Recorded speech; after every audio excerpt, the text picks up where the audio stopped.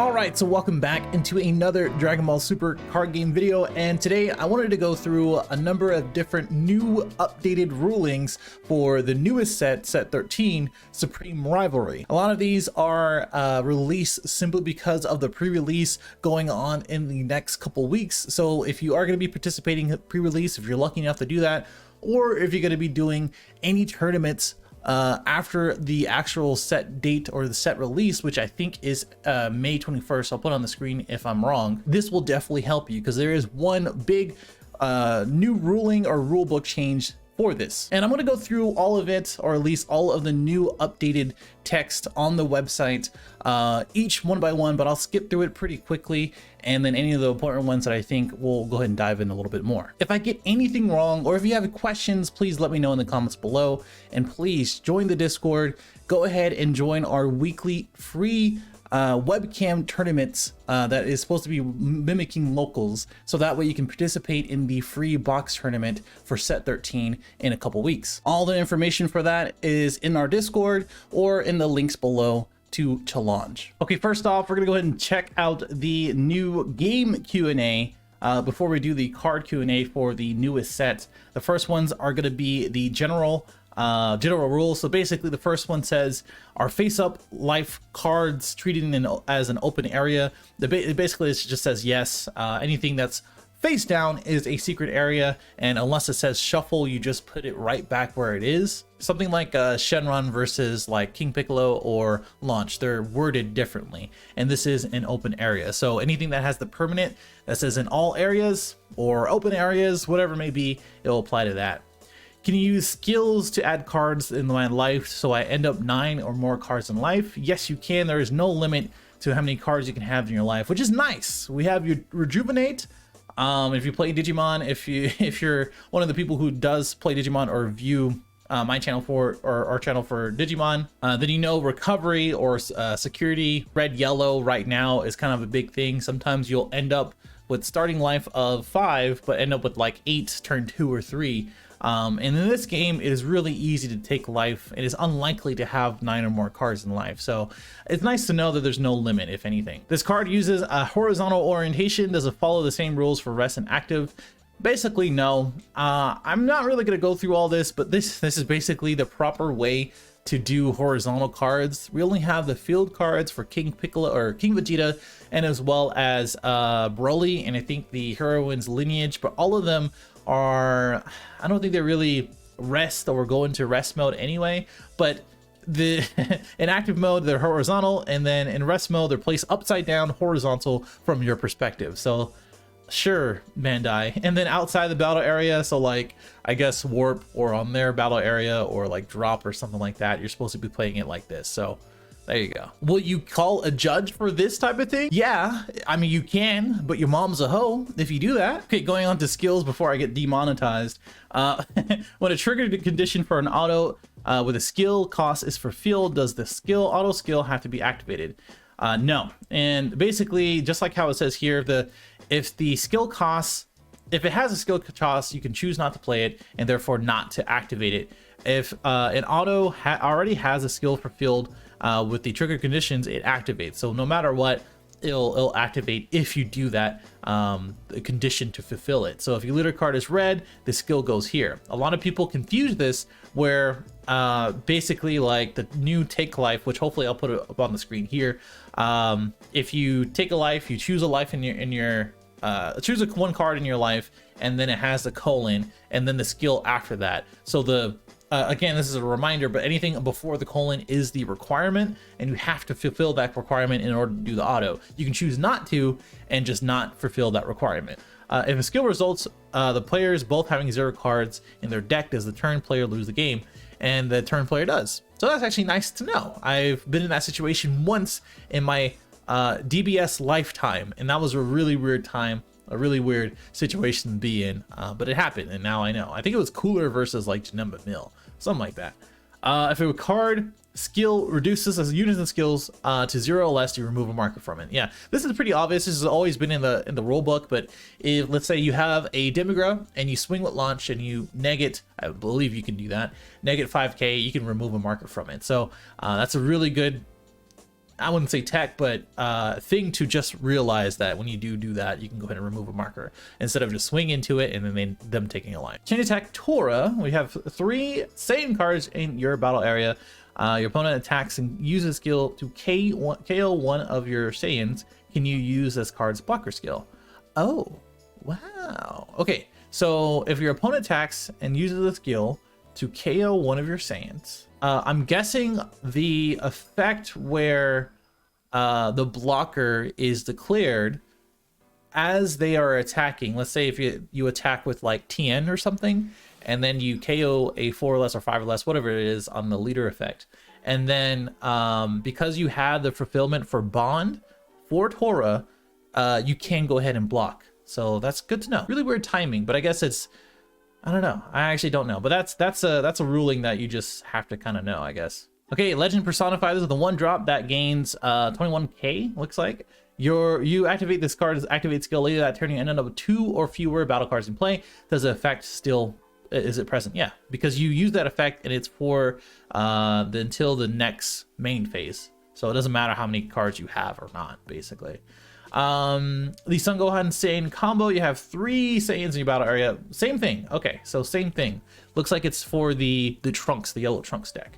The Hope of the Saiyans, you play this card, auto skill is switched to rest mode. By an auto skill, does it switch to active mode in the charge phase? Yes. So I mean, that's not very complicated. Hidden Ambitions, so that is the one basically if you take sparking or take a life for a counter that you just didn't pay energy for. So instant transmission says you can take a life instead of paying the energy costs, so you can use it counter for Hidden Ambitions. It's a really good sideboard card. It's really only thing I can really think of. A counterattack with a skill that costs 1, but for the energy cost of 0, can you use the skill against it? Oh, okay, that's nice. So if it reduces the cost to 0, I don't know what instance that is, but if it is free for that cost, not even if it's sparking or not, if it reduces the cost, you can go ahead and use this card. So it's cool. Bojack Subjugator Unbound. You activate this card's auto skill in the same turn. You activate all 2 easies. Counterattack from the drop area. Yes, you can. So his auto says once per turn, pay 1 blue. Choose 1 card in your hand and discard it. You can only activate blue card skills from your hand and can't activate counter skills from your hand for the turn. And when your opponent attacks, you can switch up to 4 of your bottom blue energy active mode. Okay, so I think that's more obvious. It's kind of more obvious to me because it specifies hand. It doesn't really specify it in general, but because you're activating the all too easy from your drop area, it's not so much from your hand, it makes sense that you can actually do that. You activate this card's auto skill in the same turn of Bujin, the skill from energy. So same thing, not from the drop, but to the energy, so that makes sense. Saiyan Tenacity, when you take a damage for the Alliance skill with a Piccolo Jr., does this card's auto skill activate? So the card skills, when you take damage from one of your non-keyword skills or opponent's non-keyword skills, you can play this from your hand and then add a top card to your deck to your life. Oh, that's interesting that it doesn't activate because it's a non-keyword skill, which is an auto. That's really weird that they ruled it that way. So I don't really know what I mean, I'm sure there's other stuff for Super Saiyan Vegeta Saiyan Tenacity to work in, but this is a big one. This is a really popular card, and this is pretty obvious that they included it in that one. Bujin the Commando. If you have Great Ape Bardock, might have the resistance in your battle area and activate this counter skill from your energy, will it be placed in the drop area? Oh, okay, that's just an interaction of the Great Ape Bardock where you can only play mono yellow Saiyans and your leader card is yellow. Okay, wait, what? So you have that, you can only play mono yellow battle cards or mono yellow Saiyan cards.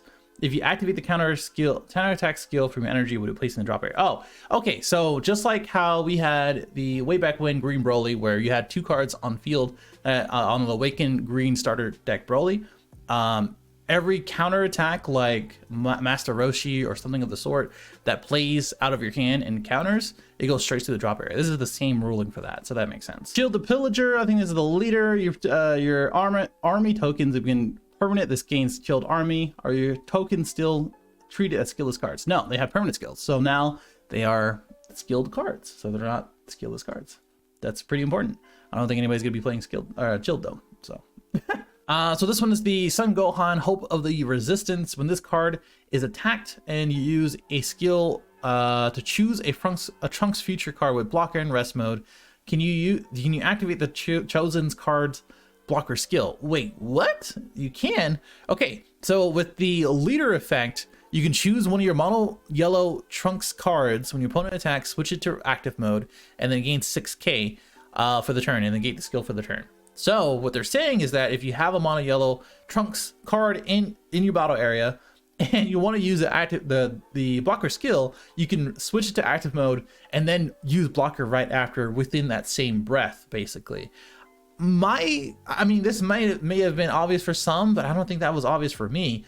I feel like when someone does attack, you have to declare blocker, but I'm sure within the actual rule book, the blocker skill can go off within the auto window, or the auto windows, I should say. So I guess when the auto calls off, the opponent attacks, and then the attack is still going through, and then you can go ahead and block. That's actually super interesting and super important for those who want to play some Gohan. Hello, Son Gohan, that is. 1718 Heartbringers, a Calamity. You can use this card to activate skill to choose a card in rest mode. No, because you have to rest something, so you can't rest something that's already rested. Android 13 Robotic Unity, same thing. Same thing, same thing, same thing, same thing. Okay. Supreme Kai, the Chrono Keeper. You activate this second activate skill. Later that same turn, you activate skill of Heroine Lineage to activate or to gain control of the battle card using Overwhelm. Does that card get sent to the warp at the end of the turn? So, because of, I'm guessing, how it's worded for Kai, the master of the card is now the opponent after Heroine Lineage. But the leader, or the realm, or the area of Overwhelm is not being affected because that leader or that master did not activate that effect. So when you gain control of it, just not gonna, it's gonna go to it's gonna go to warp because of Overwhelm, because it checks it at the end of the turn. Megiobora, it's your turn, and you have opponent has Burnish Bonds Borgos in your battle area. When you use the switch card skill to activate such an energy, does it act? Okay, does Borgos get effect, or does it affect the wish skill to which switch active mode? So yes, it does. That's actually wow. Okay, nice. You can use this card skill to play your opponent's Paragus Toa's subordinate from the warp. And that's a no, because if you read the permanent for Paragus Toa's subordinate, it says it can't be played from any skill, regardless if it negates its skills when it gets played. Because the permanent is checking in all areas, if your leader card is a Dark Broly, you can't play it. Woo! That was a lot of cards. So now we're looking at the good old rule book. Let's go ahead and zoom in on this thing. Okay, so the only things I would say are a couple of clarifications that they updated, and as well as one rule change that I was talking about before. Okay, here is the one that I think is pretty important to know. Rules processing for flipped leader cards. When a face-up leader card is flipped to its back, it's treated as the same card as it was on the front, the face-up card. The same card means that the card is one card with different information in the front and the back.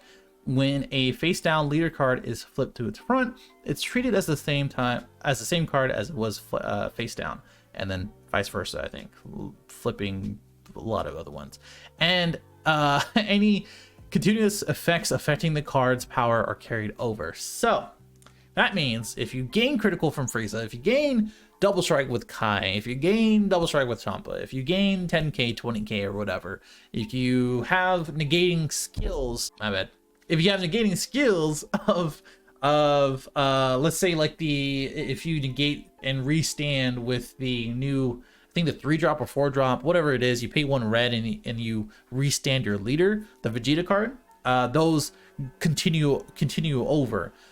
If you get frozen by the 4-drop Shenron that says you can't attack, if you awaken, now you can. If you awaken, now you can't attack. So it's the same thing. Even if you're awakened, it's not a new card. So that's actually really, really interesting and really important to know going forward. A lot of leaders are now like untap 1, draw 1. So if you untap 1 and then draw 1, wow. If you swing and then you pay 1 energy for Champa, untap 1, draw 1, you still have the double strike right after. So that is actually really nice to know. And then you can read the rest if you'd like. They're all here as far as the clarifications and updates. If you wanted to go to their main website or the DBS card game website, you can always take a look there. I'm not going to go through anything else I'm trying to make this relatively condensed, and I'll edit out anything that I don't think it's important. But let's go ahead and close it out with a pack. Hopefully you can see this. Please go ahead and join the Discord in the link below. Let's see if we can open a Kai secret. Maybe I kind of see something in the back there. Join us on Facebook, and ooh, that's actually pretty nice. Let's see, what is this? Oh, okay, it is an SPR. This is actually nice because I had 2 SRs these last 2 packs, I think, and then 1 SPR, which means the last 2 packs are going to be kind of garbage in this special pack for set 12. Oh well, either way, come join us in the Discord, play on Wednesday, comment below, like, dislike, subscribe if you are new. I'll see you in the next one.